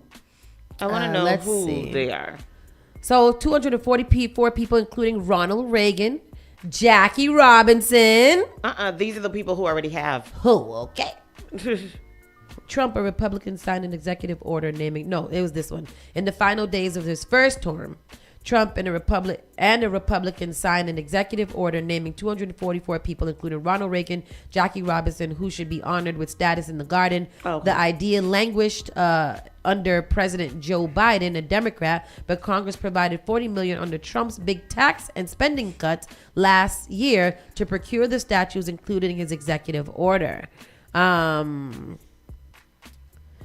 While President Trump continues to beautify and honor our nation's capital during America's historic, so he's beautifying the pond, and he's doing the ballroom. Yeah. And where is his golden statue, like King Nebuchadnezzar? It's in that's a black reverend that put it on his golf course. Put a gold statue of Trump. A black reverend. Yeah. So I was watching another video of this pastor comparing Donald Trump to King Nebuchadnezzar, and I said, "Look at that! Yeah, look at that! You know, all of them is gonna fall pretty hard because history literally repeats itself. Huh? It does. It absolutely does. These Christians that believe that they are above all else, gonna sit here and do all these things that God specifically told you not to do, and somehow expect that you will be blessed in all the things that you do. It is very crazy. Statue of Trump. Yeah, I never. Trump and his supporters have shown little interest in following such procedures. He moved quickly this month to drain and repaint the Lincoln Memorial reflecting pool. He suddenly demolished the east wing of the White House last year to build a ballroom that's not going to be done until after he gets out of office, if he ever does get out of office. Trump's name has been added to the Kennedy Center, which he plans to close later this summer for a 2-year renovation. Just this week, workers began preliminary surveys and testing of the proposed site of a triumphal arch that Trump is seeking between the Lincoln Memorial and Arlington National Cemetery. Part of the site was fenced off, and pink flags typically used as survey markings were planted in the grass. So he's doing a lot of things. They want $1 billion of taxpayer money now to finish building this ballroom that he said was only going to take 300 or 400 or maybe less than 300, but maybe closer to 400 of private citizen and no taxpayer money. So on top of those 400 to 300 to maybe 400, under 300 million, also $1 billion of y'all's money will go towards building this ballroom that you will never in your life be able to approach. 300 to 400 million, under 300 but 400. Harvey Weinstein rape case ends in mistrial as jury unable to reach a verdict. Yeah. I'm not sure why Harvey Weinstein has not been lethally injected yet. Wow. No, I'm saying him. he's really like if he was in a dog kill shelter, he would probably be one of the first ones to go because of all of the ailments and his previous history of being completely off the chain. So they would have put him down. I'm not sure why this is still going on. The jury in Harvey Weinstein's rape trial in New York was deadlocked, prompting the jury to declare a mistrial. After 3 days of deliberation, the jurors were unable to reach a verdict on a charge of third-degree rape for which Weinstein had been tried twice previously. Judge Curtis Farber gave prosecutors 30 days to decide whether to try the case for a fourth time. Weinstein, who is 74, who is projecting more around the lines of 104, have been incarcerated since his first rape conviction in 2020. He was convicted last June of sexually assaulting Miriam Haley after the New York Court of Appeals overturned the original guilty verdict. The jury could not reach a verdict on a charge of third-degree rape of Jessica Mann, an aspiring actress, forcing prosecutors to try the count for a third time. If I was her, I'd be like, hey, just give me the money so I can get gone. Because you're not going to keep on trying this trial. And why can't they come up with it? Why can't they figure this out? I don't know. I mean, it's he did it. There's a lot of things watch this? No, what is it? The Have trial? y'all watch, yeah. Because Harvey Weinstein trial? I'm just not interested in another Harvey Weinstein trial. This is like his fourth trial or something like that. Can you ask ChatGPT to break it down for us? How long is he have another case where at the trial last year, Weinstein was acquitted of sexually assaulting yet another woman, Kasia Sokola. Another one? In the Los Angeles case, Weinstein was convicted of raping an Italian model during a film festival in February 2013. Weinstein's attorneys have denied the encounter ever took place and have argued that the trial judge improperly withheld evidence that would have bolstered his alibi. Says the trial focused on a single count on third-degree rape involving actor and hairstylist Jessica Mann, stemming from encounter. They said that lady testified for 5 days straight. The jury's internal breakdown ultimately prevented a verdict, 9-3 acquittal. 3 holdouts. So what is he in jail for right now, and how long is his current sentence? I think he's in jail for all this stuff. Yeah, but it's okay. Weinstein remains behind bars. He is currently serving a 16-year sentence for a separate 2022 rape conviction in California. He also faces up to 25 years for his New York conviction involving a different accuser. Manhattan District Attorney Alvin Bragg is currently evaluating whether to pursue a fourth trial. I mean, he's not going to survive any bit of the 16 years. He's been in jail since 2020. It is now 2026. He has 10 more years to go.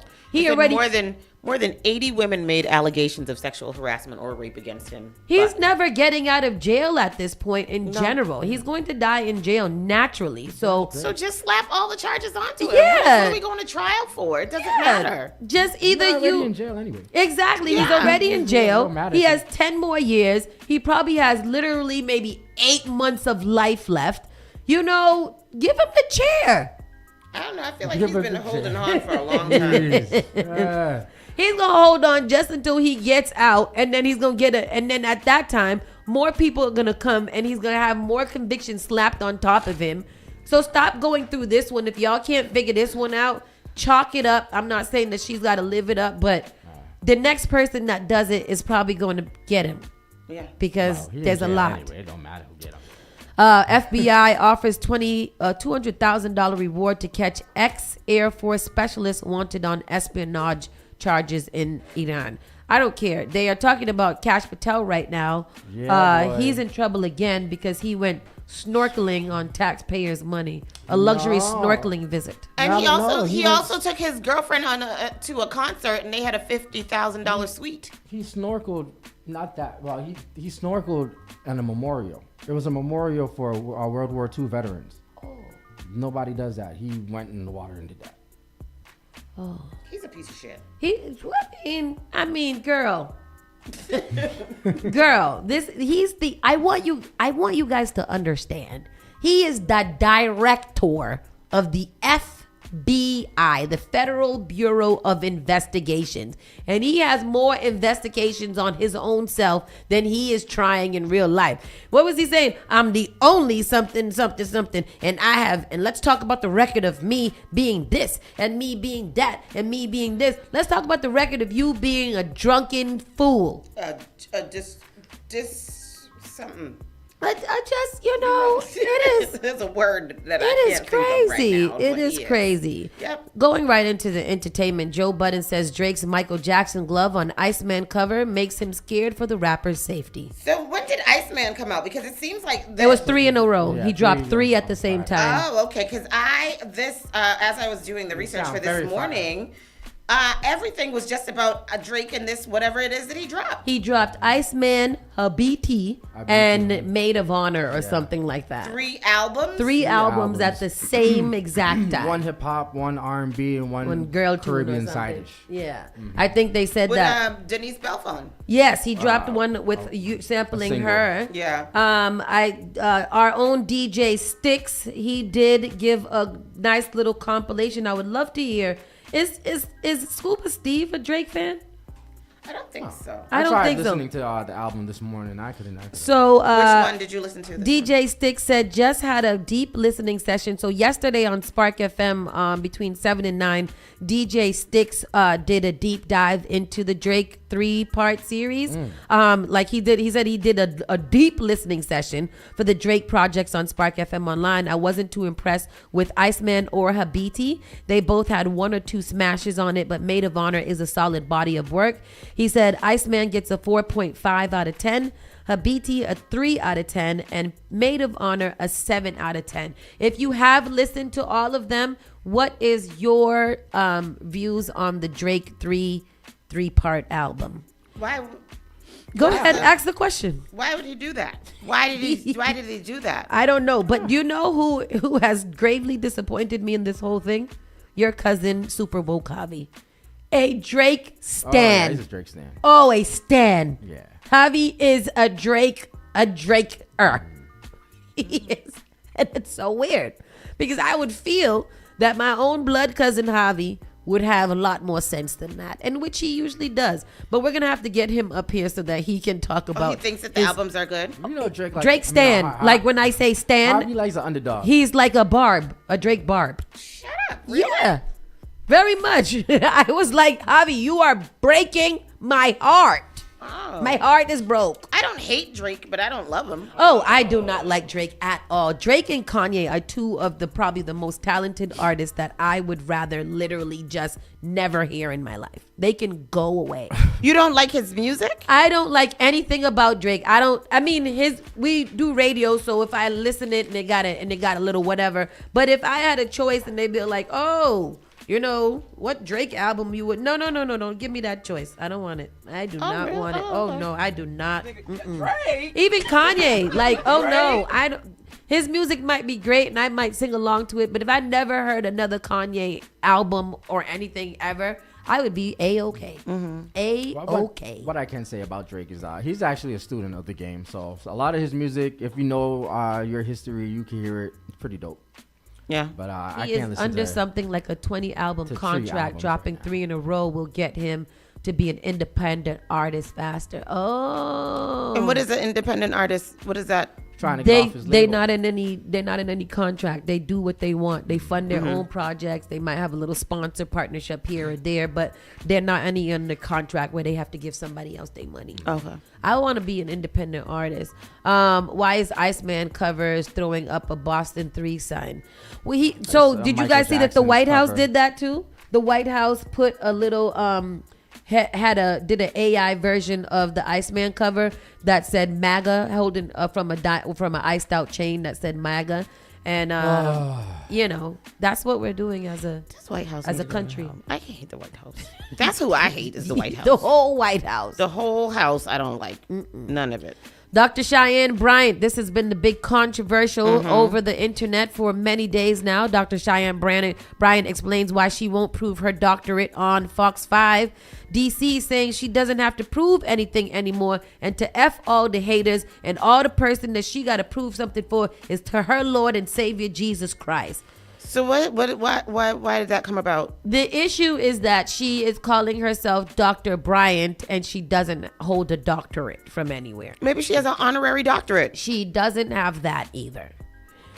She is not able to produce any degree or any binding contract. She said that the school that she got her doctorate from shut down, and that somebody couldn't find her transcripts. Then they offered her a full refund instead of her doctoral transcript, and she doesn't have a dissertation, and she don't have no pictures from becoming a doctor. She said, I've earned the title, I have multiple degrees, and I'm not going to prove anything to anybody. My obedience is to God, not to people. Hello. Said, who gonna check me, boo? Exactly. Who gonna check This me, is better boo? than Dr. Rashad Ritchie. They were trying to say that he wasn't a doctor, but he proved that wrong. And a lot of people, and somebody like people like he has a show called Undisputed on YouTube. Oh yes, oh that guy, I like him. Yeah, so I feel like it would have been better off that she said, you know, this is the brand that I am. I'm operating under this moniker. I do have many degrees, but she's almost defending it, but not actually being able to defend it. And I think that's what the problem is. I mean, you don't.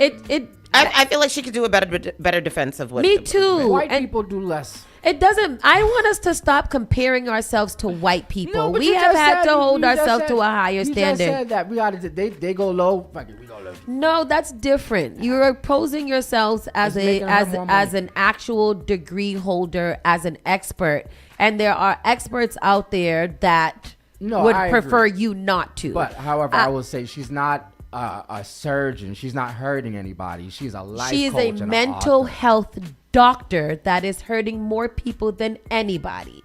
If she can just say, I'm a life coach. I'm not saying that That's she what it's can't saying. keep on.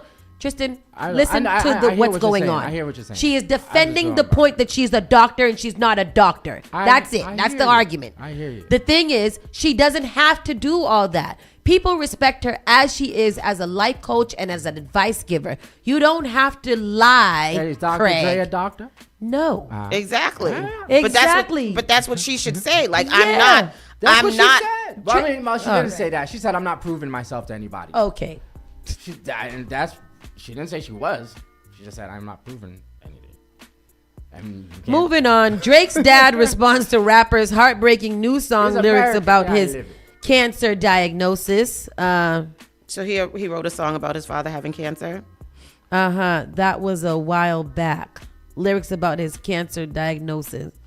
Oh, so the daddy must be in recovery because he said maybe that he don't have it no more. I don't want to talk about Drake. Rick Ross says a month with him could change your life forever, but a look at his exes says that they're already bossed up. Rick Ross could change my life forever, and that's something that I find true, and he doesn't have to prove that to me at all. You can listen to Rick Ross talk. I can listen to Rick Ross do whatever he wants as long as my bills are paid and I have purses and bags and trips and I'm happy. Okay. You know? Sometimes you gotta do something strange for some change, Tristan. I can get Rick Ross to finance this business in which he would change all of our lives, you know? Like, I would take that for the team. I would do that for y'all.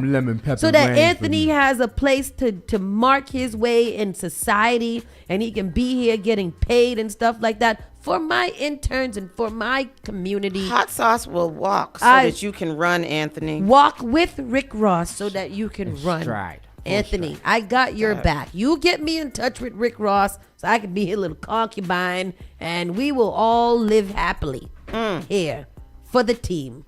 Oh, because I'm a boss. Yes. And I'm his woman.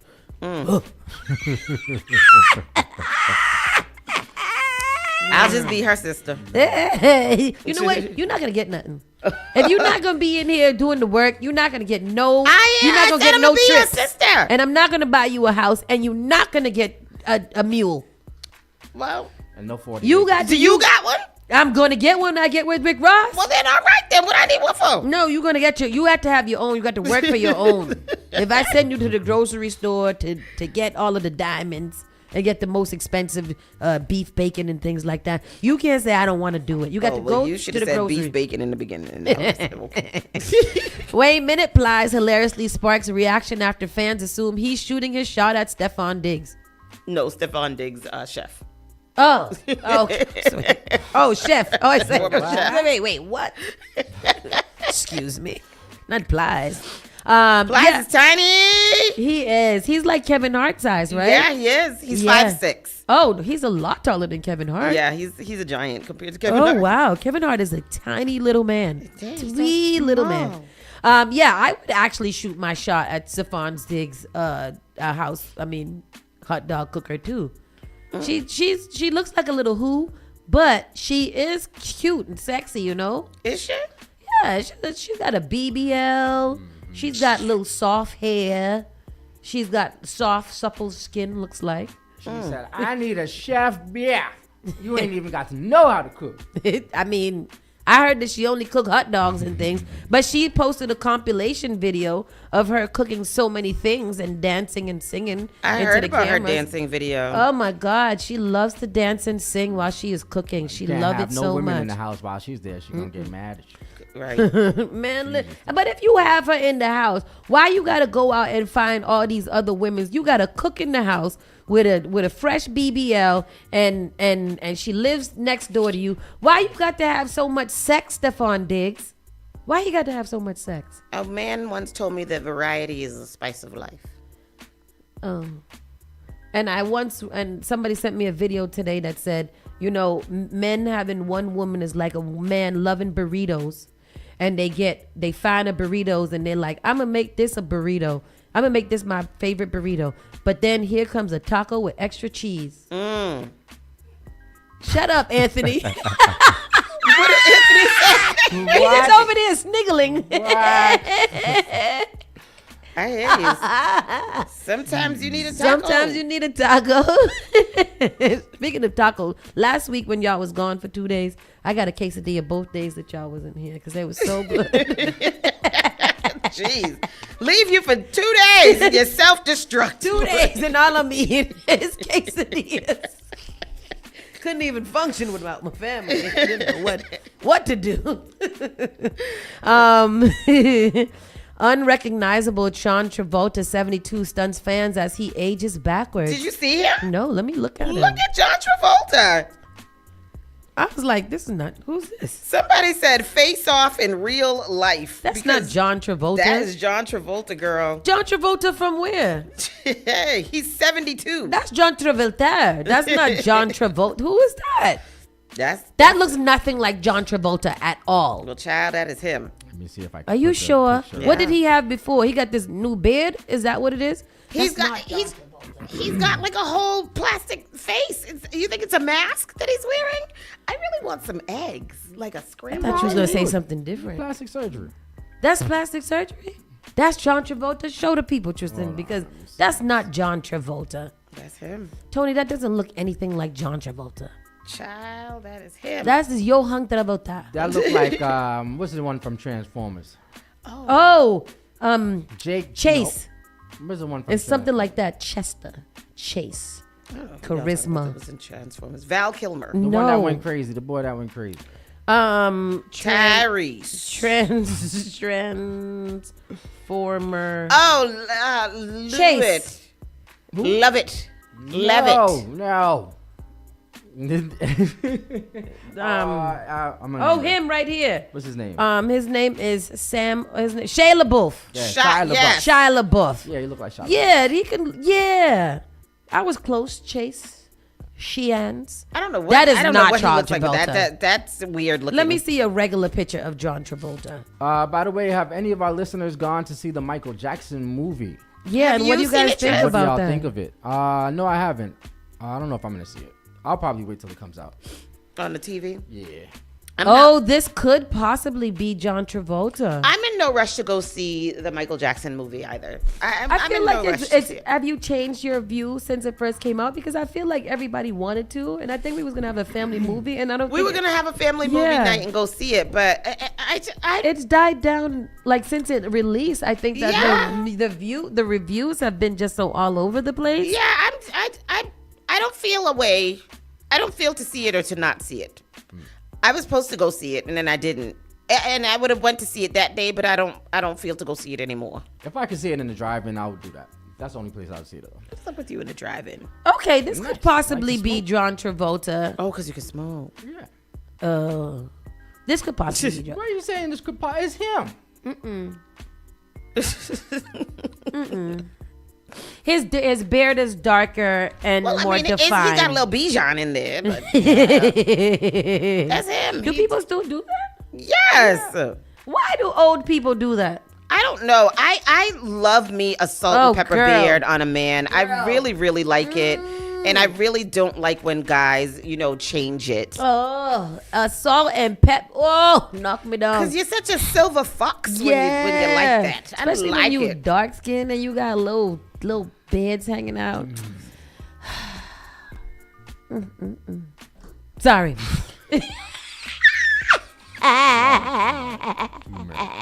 Well, I tell you. And then last but not least, fans worried about Mariah Carey as she's seen being helped to walk in a video. How old is Mariah Carey? 63. Is she? She's got to be at least 63. Fans have expressed concern for Mariah Carey after the R&B diva was spotted in New York City being assisted as she made her way to the Gucci 2027 Cruise collection. She's only 57 years old.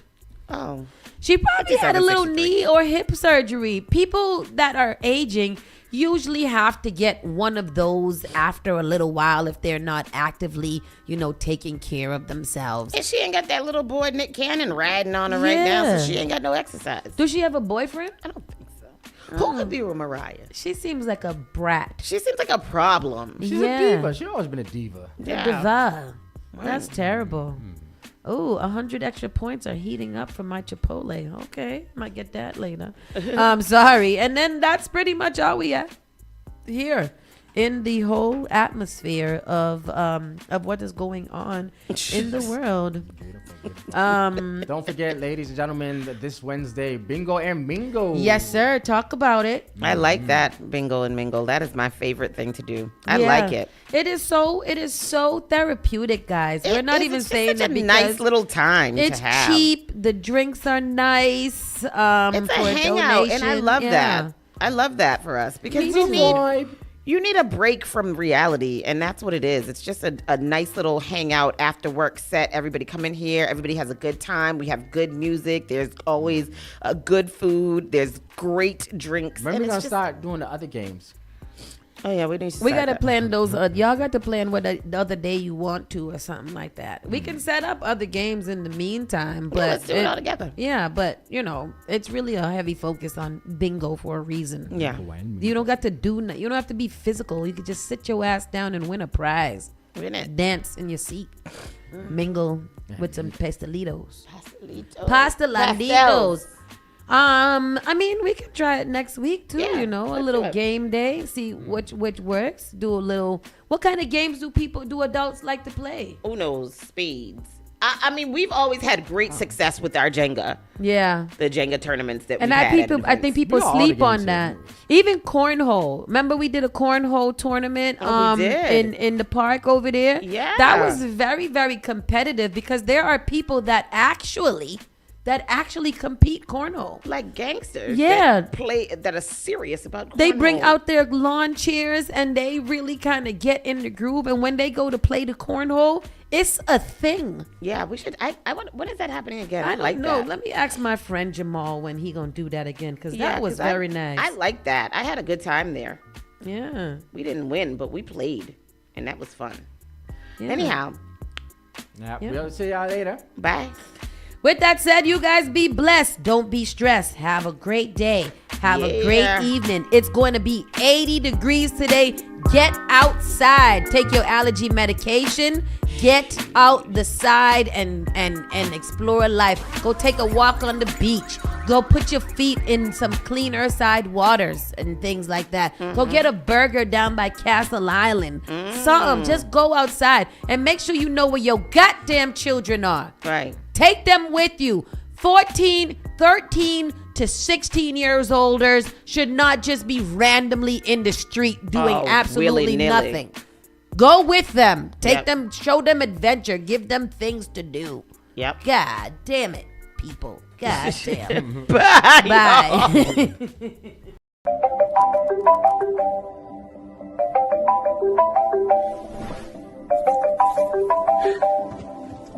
Log on to SparkFMOnline.com. The all-new Spark FM.